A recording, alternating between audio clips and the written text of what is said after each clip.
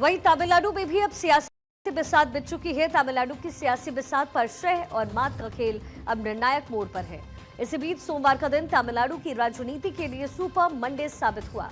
चेन्नई में एआईएडीएमके मुख्यालय से जो खबर निकली उसने राज्य की राजनीति में खलबली मचा दी। एआईएडीएमके मुख्यालय में घंटों चली बैठक के बाद धुआं साफ हो गया।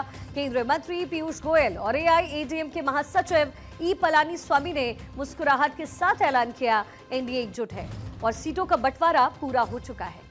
मुख्यमंत्री एमके स्टालिन के द्रविड़ मॉडल को चुनौती देने के लिए एनडीए ने अपना महागठबंधन और सीट शेयरिंग फॉर्मूला लॉक कर दिया। पीयूष गोयल की मौजूदगी में तय हुआ कि कौन कितनी सीटों पर लड़ेगा। इससे पहले दिल्ली से चेन्नई पहुंचे केंद्रीय मंत्री और बीजेपी के चुनाव प्रभारी इस बार के समझौते में एआईएडीएमके की विधानसभा की कुल 234 सीटों का गणित कुछ इस तरीके से है। एआईएडीएमके मुख्य भूमिका में है और सबसे ज्यादा सीटें उनके पास है। दरअसल अभी एआईएडीएमके को मिली सीटों की घोषणा नहीं हुई है, हालांकि उसे सबसे अधिक सीटें मिलने की संभावना है। बीजेपी के पास 27 सीटें, पीएमके 18, एएमएम के पास 11 सीटें और बाकी जो सीटें हैं वो अन्य छोटे सहयोगी और एआईएडीएमके के पास ही रहेगी।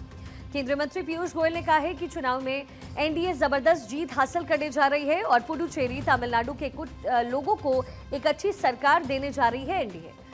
पीयूष गोयल ने सीट बंटवारे पर कहा कि गठबंधन के सहयोगी आपसी समझ से इस मामले को सुलझा लेंगे। And Tamil Nadu, both states, the NDA will be sweeping the election and give good government to the people of Puducherry and Tamil Nadu. Thank you. Nandri. अब देखिए, सीटों का ऐलान होते ही एनडीए के नेताओं के हौसले हो गए हैं बुलंद।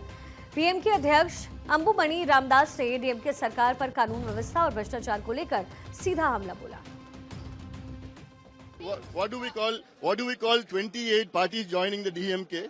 If the DMK has done so much for Tamil Nadu in the 5 years, why do they need so many parties for an alliance? Anybody who has come, let's take them. That's the ideology of DMK. If you've done so much for Tamil Nadu, you stand on your achievements. You can't stand on your achievement because you haven't done any achievement except the corruption, collection and commission. And then why? So they are scared now.